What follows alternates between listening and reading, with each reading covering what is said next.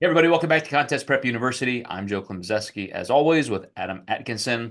Today's kind of fun. We're going to talk about coaching horror stories, or at least fun if you're not part of one of those horror stories. So Adam, when you suggested this topic, I of course had a big grin, and I thought this is going to be pretty wild. And I started making a list of people who I'm aware of, and even I'm going to give a couple myself, but I'm going to start with the fact that you prompted me to think of something that I don't think I ever really brought out of the internal motivations of my own career, and that is I am probably standing here right now because I couldn't stand the ineffectiveness of my own personal repetitive horror stories with peaking. So you go all the way back to my very first contest, and you're just reading through magazines and here's what everybody does, and you try the old conventional methods of peaking, and like everybody else, you wonder, why do I look the absolute worst on the day of the contest? So I immediately start investigating. Okay, I must have done something wrong. And so you go to more resources and you try something else that's very similar, but maybe you just did it wrong the first time. And of course, you get the same results. So flash forward to the point where I'm just still miserable. I'm now promoting shows in my mid 20s, and I'm asking different competitors what they do, and everybody has versions of the same thing, which is like, yeah, I guess this is how it works. You just never look your best on contest day. So way before there were ever any coaches, I did meet a judge at a contest where he was what I would call one of the first iterations of personal trainers. Excuse me. And he was in a different state. We met at this contest. He was over here, and he was just a general personal trainer working with everybody from soccer moms to bankers and lawyers and factory workers. But there was this little cadre of competitors in the gym that he worked in, 4 or 5 people, and he kind of told them what to do. Here's what you should do. And it was always the editors of Flex magazine or an article by Chris Aceto or something, just the same old things. Here's what Mr. Olympia did last year. And so, but I thought, hey, here's some promise. It goes back to the earliest versions of coaching. Here's somebody who claims to know what he's doing. So I put all my trust in him, and of course, wake up the day of that next show, and again, I just look like shit. I'm flat, I'm soft, and it's just all the old school methodology that we've talked about. So as I started investigating some of these things, I'm in college, I'm in grad school, I'm working on nutrition and so forth, and I'm starting to piece some things together in my mind that became a lot of the pioneering changes I brought to our industry. And I competed against a couple of friends over and over and over in the Midwest. In the drug-free natural bodybuilding community, you kind of get to see the same faces. And this particular guy was going to compete at a pro show. One of the shows I promoted, he had won, and I was able to see him there. I'm emceeing the show, I'm promoting the show, and I see him, and he won. Now he's a WNBF pro, and yet the same thing is going through my mind. He just looks awful. He looks flat. I know he can look better. And so he was my very first client. I talked him into hiring me. Let me help you get ready for your WNBF show. We're not going to do this water depletion shit. We're not going to do this sodium bloating and depletion stuff. I've been working on this new stuff that works with physiological norms. I think you're going to be happy. And then he won a WNBF lightweight title. And so I would say, as just a foundation for our discussion today, it took all of those cumulative horror stories of just not looking your best to prompt me to create all the different methodologies that are now touted as being evidence-based and so forth. Now, I know we're going to talk about extremes today, all the way to coaches literally killing clients. But when you think of horror stories, give me a kind of an escalation from this point. What have you seen? Well, also to your point, one thing I want to say, there was a lot more margin for error back then on, somebody being, Mr. Olympia or not. So you could get away with a lot, less fundamental peaking strategies then. And I do feel like the bar has been raised so close. When you look at the top three in the Olympia this year, it was literally so close on who was going to get that title. But what prompted me to do this podcast today and this topic was I did consultation with a client. She had been in natural federation and her reverse started going pretty poorly. She was actually with an in-person coach, so communication was great. But where reverse wasn't going so well, his idea to fix that was to start taking drugs. That was just the thing in his playbook. And, being a natural competitor, she definitely didn't want to do that, had to quit with the coach. Of course, she had a contract. So she ended up having to try to figure stuff out on her own, which didn't end up working out so well. So she ended up gaining quite a bit more weight than she wanted to post show just due to, lack of knowledge. I think it's really important for clients to either know, is the reverse included in your prep? Is the coach proficient enough to properly reverse you and undo some of the what most people would call damage, but I like to call it undo the suppression that happens during the prep. All of these things are certainly normal. If a coach is telling you you're going to compete and have a healthy hormonal profile during your prep, they're lying to you. It's you know, there's some ramifications with getting to single digit body fat. So that just comes with the territory of being lean enough. You bring up two really good points that I'm going to pull together here. One, back then versus now, I totally agree that the margin for error is so slim because so many people have access to good information, good coaching. Um, but also, certainly today, with that accessibility of good information, I see a lot more people trying different levels of PEDs because, hey, I've worked this hard, I've worked this long. Maybe I actually had a career as a drug-free competitor, and now, I'm at that TRT kind of age, and I just want to try some things. A lot of women are talked into from coaches using Anavar as a bit of a gateway because it's oral, it seems benign, and so forth. And maybe that's great. Maybe that helps people. Maybe it can even improve your health if you are in need of something like that. But I also see it take people down a path that's not medically supervised. And it reminds me of some of those beginning days. When I was 18 years old, training in the basement of a YMCA at 5 in the morning, I remember a couple of young guys, 16 to 18 years old, who just started getting some gear from somebody. And who knows what it was back then. This was the 80s, and they just blew up. I mean, you're talking about, two kids gaining 50 or 60 pounds in 6 months, to the point where one, when he was 18 years old, had a heart attack.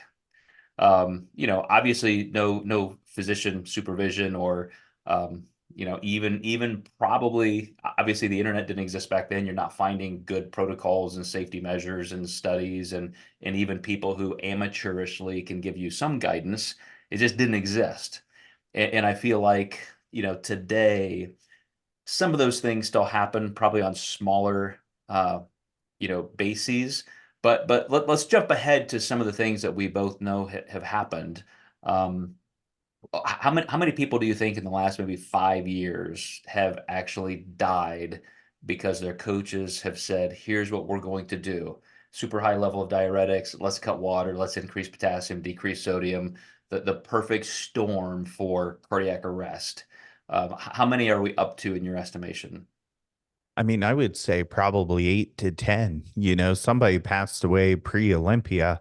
And, I think there needs to be some kind of ramifications or at least watch some kind of governing body on how these coaches are performing. I see it all the time that, coaches will advertise that their coaches under them get continuing education, and they'll advertise, we did it for a weekend. But one thing that you have to keep in mind, a weekend of education just typically isn't enough. You really need more than that to essentially manicure your coaches to be good coaches. And I think that's really important. Coaches tend to highlight that they're doing education, but how much education are they really doing? How, how thorough is it? Are they using something like, you created the NAMS, which is, very well accepted and a very thorough program. I think that, we tend to do it kind of the right way, which is why I always hype up what we do and still continue to do our podcast. But I would say it's a significant amount. Mhm. Another thing that prompted this podcast for me was the girl who came to do a consultation with me last night. Her coach recommended that she do wellness for her first show, which is a pretty extreme division. And if you look at her coach has a ton of virilization. Her clients have a ton of virilization also. And I think this client got caught up with looking at the bodies and the transformations. And she showed me her protocol. And within the first 4 weeks, her voice started changing. And her coach said, well, you probably just have a cold. And that definitely wasn't the case. And 16 weeks later, nothing had changed on her protocol aside from adding more drugs that made it worse. And of course, she's stuck with that for life. And she said, I really have no interest in taking PEDs again because of this. And, somebody who got a really sour taste in their mouth, I don't blame them for not wanting to take a PED ever again. But, there's definitely a whole lot more safe practices that could have been used. And it's just really alarming to me that to me, aside from death, the permanent change for women is the most, I think, large ramification that people deal with. Like, people kind of tend to bitch about metabolic suppression. These are all things with enough willpower you can get out of. But as of now, there's no way we can change a female's voice back to normal again. Mm. Yeah, you're making me think of even things where there's a bell curve distribution that some people can do certain levels of PEDs and they're fine. They don't have any health ramifications during or after. There are some people who just cross that line and have problems the rest of their lives. I have a current general population client who, when he was young, just did a summer, like a huge cycle during a summer, and now had to have two gyno surgeries, and at a very early age he's on TRT. And he's like, wow, man, just for that time when I was 20 years old and just thought I wanted bigger biceps, in a summer. But I also want to come back to some of the more subtle things, because as a coach, I feel it's a horror story if I don't nail something perfectly. With a client's trust, you're watching everything. It's day to day during peak week. It's hour to hour on contest day, and every single decision point, you're thinking, if I do this, here are the pros and cons, here are the risk and reward ratios, and am I making the right decision? Do I have enough understanding of the context of where we've been in the last couple of days? And if we make the wrong decision, I mean, I just feel like it's death to me. And I assume there are coaches who are just one trick ponies. This is a protocol. This is what everybody does. If it doesn't work, it's your fault, not mine. I'm the best coach in the world. If you can have that kind of uh, narcissism, like maybe you don't feel that trepidation. But here's an example. One of my clients who is always in the top three nationally, trying to get that IFBB Pro card, and she has the physique. And, I know where we are during peak week. I know a little bit of her carb sensitivity levels. And so we're not going to risk that. She has all the muscle she needs. We just need to be tight. But I made the decision, Adam, to have a little extra sodium the night before, just so we weren't super, super flat upon wake up. It was an early morning stage appearance. So I said, well, let's just go, go to a restaurant and it's not burger and fries or pizza or steak. Like I just want you to kind of have a salad, have a normal meal, your normal food, but maybe get a side salad, something that I would know there was probably a little extra sodium. And the next morning she woke up 4 pounds heavier and just clearly retaining water. And, again, I mean, horror story of my own making. But luckily, since it was sodium induced and it wasn't glycogen spillover, we just had to move a little bit, drink some water, get her up, get body temperature up. And within about 3 or 4 hours, she was completely back to normal, literally urinated that much fluid back out. But again, that's just one of those like talk about almost having a nightmare.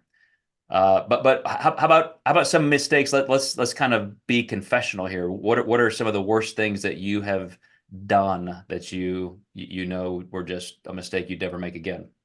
Yeah, definitely overfeeding, just like you. I think when I first started peaking clients, I really went a little heavier on show day than I should have, and that was a big mistake on my end.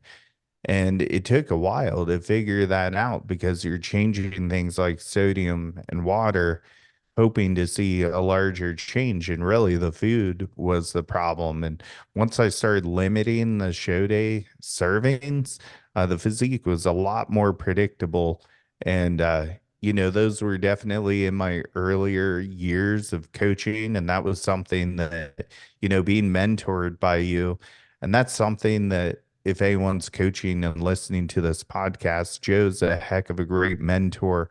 But it's just so good to have a second eye and somebody to help guide you through this process because it is really hard to catch on when you have this stress and you really care about people and you really care about the outcome. It's harder to make decisions because it's always an emotional process. And I think that's where mentorship really comes into play with peaking clients. So I really can't thank you enough for like showing me the way. Well, I appreciate that, and I know you have coached plenty of coaches now, and you have a growing staff of your own. So, and very very true. I mean, I certainly collaborate with my friends, and everything is an extension. Kind of the 6 degrees of separation. I have clients who are also coaches, and as I'm coaching them and they're coaching people, it's a feedback loop that goes both ways. So, I certainly learn a lot from you and other people as well.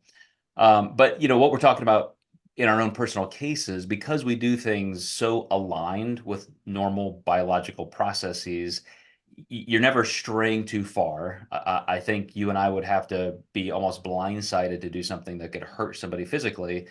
But I had a situation that's exactly what you just described. Kind of early in my career, I had a client who was a pro and just an ectomorph. I mean, we just could not keep this guy full. So I thought, hey, 1 + 1 = 2. I've kind of experimented with some of this stuff with my own peaking personally. So clearly, if that first meal on contest day is just massive, it would be kind of that impact, like everybody talks about, that first big meal after a contest where their veins are standing up 2 inches off their quads. And it's like, why didn't I look like this on the day of the show? So I thought, well, we're going to do that. We're going to make sure we have that kind of a meal the morning of the show. And for a guy who has never spilled over in his life, I spilled him over. And a guy who probably could have won his class as a lightweight pro, he was, I think, in maybe third or fourth, and just visibly softer and spilled over from that one gigantic meal, 2 to 3 hours before the stage. So very much like you, that's when I started thinking, okay, maybe instead of gambling, even though we've completely gotten away from the old school stupid type of peaking, which is massive depletion and massive loading, I'm still doing this little bit of an undulating load where it's not a front end load, but it's finding that glycogen stability in the beginning of the week, then tapering off a little bit to refill. That's just a milder version of backloading. So that's when I decided let's maybe kind of reverse that and end up with a progressive linear load so that as you alluded to, you already have enough glycogen in the muscle tissue 2 days prior, 24 hours prior. So on contest day, it's just there. You just have to wake up and kind of go through the motions. So again, it's some of those mistakes, some of those horror stories that lead to refining the process. Yeah. And hopefully no one here has had a horror story that's, permanent. And, I would hate for someone to quit their career or their hobby because of a bad experience. There are coaches that have better processes out there. Sometimes, just like you were saying, a small change in the right direction in terms of physiology is enough to take you to that next level versus, really overshooting it. I think a lot of people put too much stock into peak week and not enough stock into the hard work in the off season to actually attain the muscle for the muscle size to be peaked. I think a lot of people kind of expect a little bit of magic on show day, and that's why sometimes people can be a little underwhelmed when we're not doing a rapid carb backload or, a big fancy breakfast in the morning. But you still see some of that stuff, and sometimes people do that and win based on the muscle that they accrued in the off season more so versus what they actually ate that morning. Maybe we should come up with some kind of funny placebos. Here's what you're going to do, and then this is going to happen. And even though it's you and I not changing anything, they think it was. You got to add that sexiness to the process. But you mentioned that hopefully nobody's had any permanent health issues. There are quite a few categories where people have and can, and so I'll give you an example. First of all, coming back to myself, when I dabbled with keto, and I decided as a hungry young pro trying to win, and my nemesis is always getting lean enough. I just don't have those ectomorph genes at all. Just don't have the ability to get deeply striated glutes and so forth. But I was willing to die trying. And my first foray with keto, literally did create some permanent digestive issues, some GI things because of, just not having any starch, having higher amounts of fiber and fat that are very harsh to the GI system. And I didn't realize how kind of broad spectrum that would be in a population at large. I thought, well, maybe I've just always had a sensitive GI system and that's that. But I remember speaking one time at a conference, and I was talking about the perils and just the non-efficiency, the poor results you get with keto. And somebody after my lecture came up and said, "Man, I didn't know that was from keto, but yeah, a coach has me doing keto, and I've just been shitting my pants for months." And I said, "What do you mean?" "Well, I haven't had a solid bowel movement in months, and I have diarrhea all day." And I said, You mean like fecal incontinence all day?" "Yeah, like, and now there's blood in my stool, and I don't, could that be from my diet?" And I'm like, "Oh my gosh." I mean, yes, it is. But by then it's permanent. It's a permanent state of colitis or ulcerative colitis. And then I started watching for other people and just asking those questions because it's something that's a little, awkward to talk about. And sometimes as a client, you're having issues like that and you don't want to tell your coach because it falls into that TMI category for a lot of people. But those are the kind of things that can cause permanent changes to your health. And it was completely avoidable. It was something that just didn't have to happen. And this person was even afraid to mention it to their coach, thinking, well, this is just the process. This is what everybody must go through to pay the price to be great in the sport. Um, I know you're interested a lot and talk a lot about digestive issues, and that those are things you watch for as well. And you also, Adam, consistently talk about hormone health and so forth. Uh, do you see people with permanent endocrine system issues because of their diet practices, diet methods, and or PEDs that just are, not supervised? Yeah, I think once you hit a certain limit, you're not going to go back to normal. And these are the questions that are really hard to answer. I think fertility is a big one. And one way I like to explain this to my female clients is, if you have not tried to have kids yet, you don't even know if the possibilities there in the first place. So if you take PEDs, you may be at a higher risk of not being able to because you don't know if you could or couldn't ahead of time. I can say this from a dieting perspective. I've never had a client who, prior to competing, had children, after competing was not able to.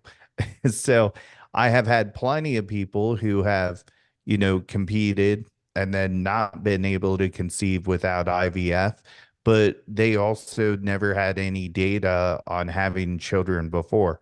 From a PED standpoint, I've definitely seen where people have had children before, they wanted to have kids, and then they couldn't. These were more hypermuscular divisions, but there's certainly a genetic bell curve there because I've certainly had enough who have been able to.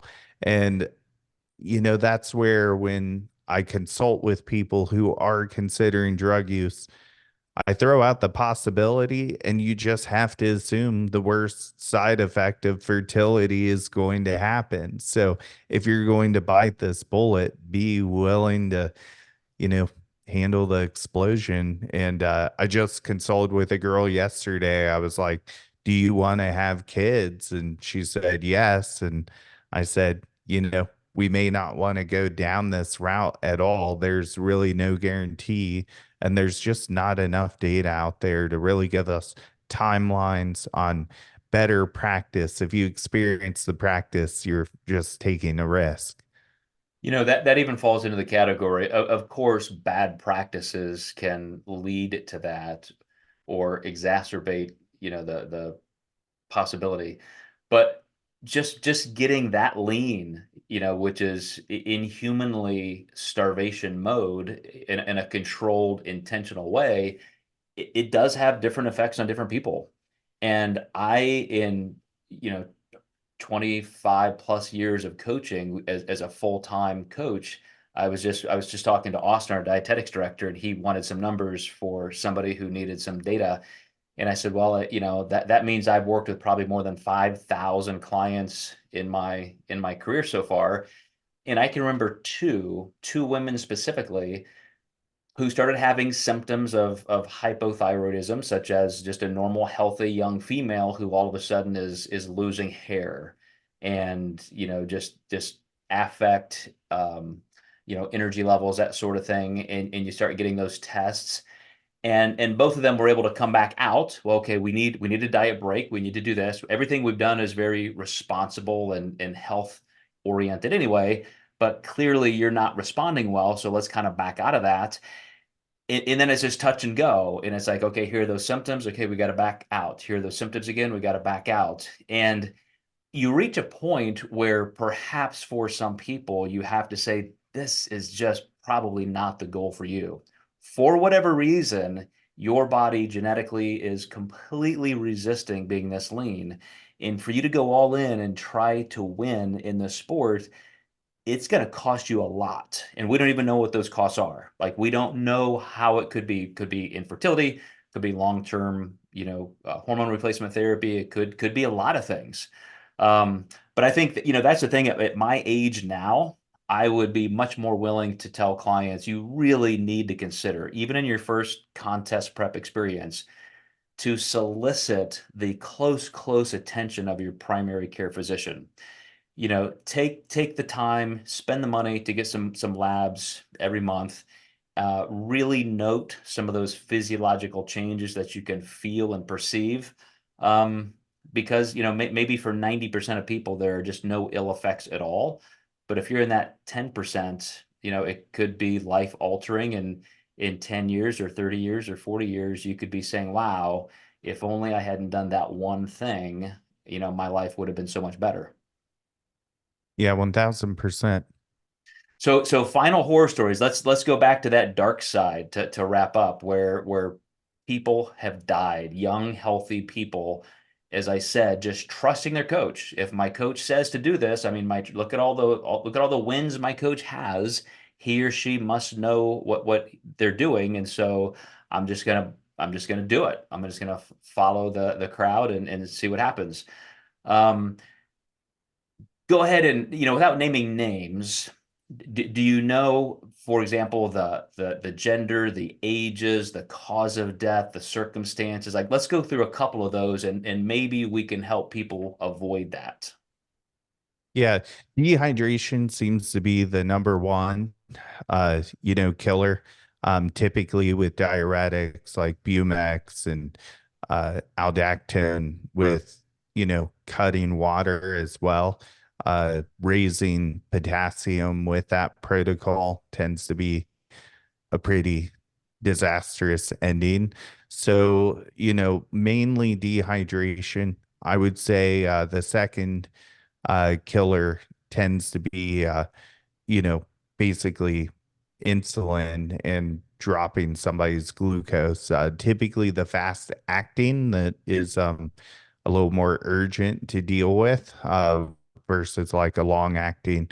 Um, and then finally, there are cases of just dieting where people have hit their head, ended up with, pituitary issues from the fall, or, even death because no one was around to, help the person after they fell, or depending on how hard they hit their head.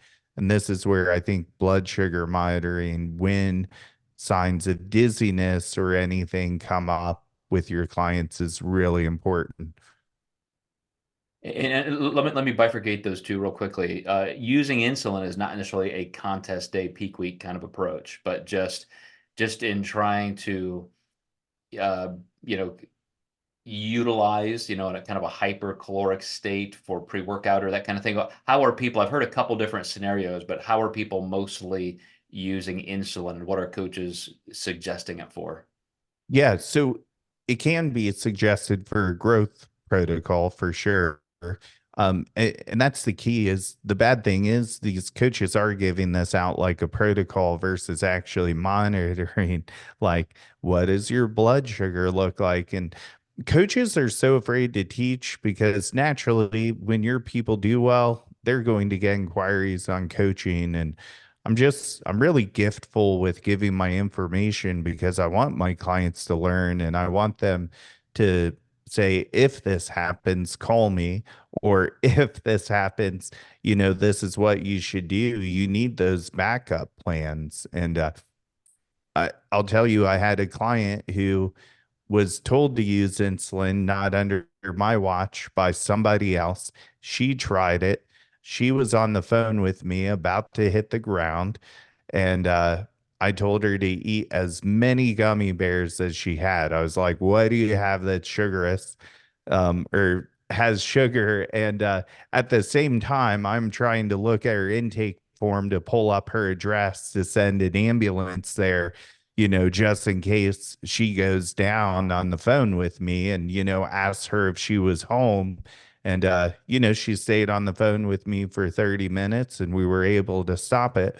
But the coach that told her to do the insulin didn't even know how to measure it. He told her wrong because he didn't know what insulin units were on a syringe. So absolutely crazy. So I have one story on this, and then I'll switch over to the actual cardiac arrest and peaking issues to finish. But a top Olympia contender, a guy who, I think he was second in one of his best Olympia attempts. One of my friends, who's a real high level strength coach, went down to work with this guy. And this guy had a couple training partners plus my friend. and they pulled out syringes in the vehicle before they went to the gym. And this guy just starts shooting himself with insulin to the point where he literally passes out. And then his friends basically just tilt his head back and start pouring honey down his mouth. And just, they had a certain amount of carbohydrate they wanted to give him to revive him, to bring him from unconsciousness and near death to this hypercaloric fed state so he could have, quote, a great workout. And my friend's freaking out, like, what the fuck is going on? And like, oh, this is what we do. This is our normal pre-workout. We just literally bring this guy to near death with insulin and then bring him back, and he goes in, and it's very anabolic. So kids, don't try that at home. Don't advise it. But on a more normal standpoint, and who knows, maybe some people do this on more moderate levels. But to your point about low blood pressure, dehydration, the people that I have heard about, a young woman just dying in her sleep the night before a contest, people backstage at a contest, they know some top pros, some amateurs, you get into that point where you're dehydrated because that's the old school inefficient protocol. And now you have also dropped sodium super, super low, and you're increasing potassium. So the aldosterone levels in your body, the cellular osmolarity, between cells, or the interstitial fluid in the cell, intercell fluid is desperately trying to regain homeostasis, but in a super, super dehydrated level, in somebody who's ostensibly pretty healthy, so heart rate's low anyway, they're lean, you just end up without the blood pressure to sustain stroke volume in a normal, heart rhythm, the sinoatrial node and the vagus nerve.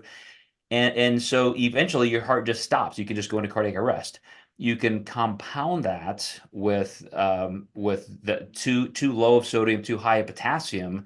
So now muscle tissue just can't even contract. Your heart, your left ventricle being muscle tissue. So now you have that super low blood pressure, dehydration, and you've leached all of the minerals out of the heart muscle, so it can't even contract. You're just creating the recipe for heart failure. And to be honest, Adam, I can't believe this doesn't happen to more people. I really can't. Yeah, 1000%. There's definitely safe practices with using these things. You do need to teach your clients good enough that they can coach people through it.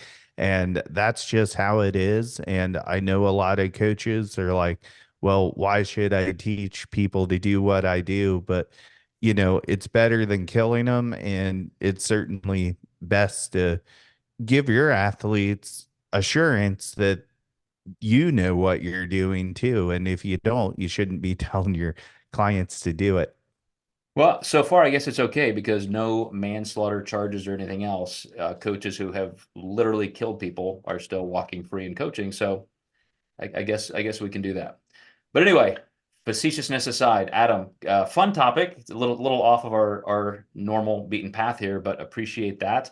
And all you guys watching, if you have horror stories, this is a time to let us know so that again, maybe some other competitors and coaches can decide, wow, I need to look into that. That may not be a sound practice. So we will see you next time in Contest Prep University.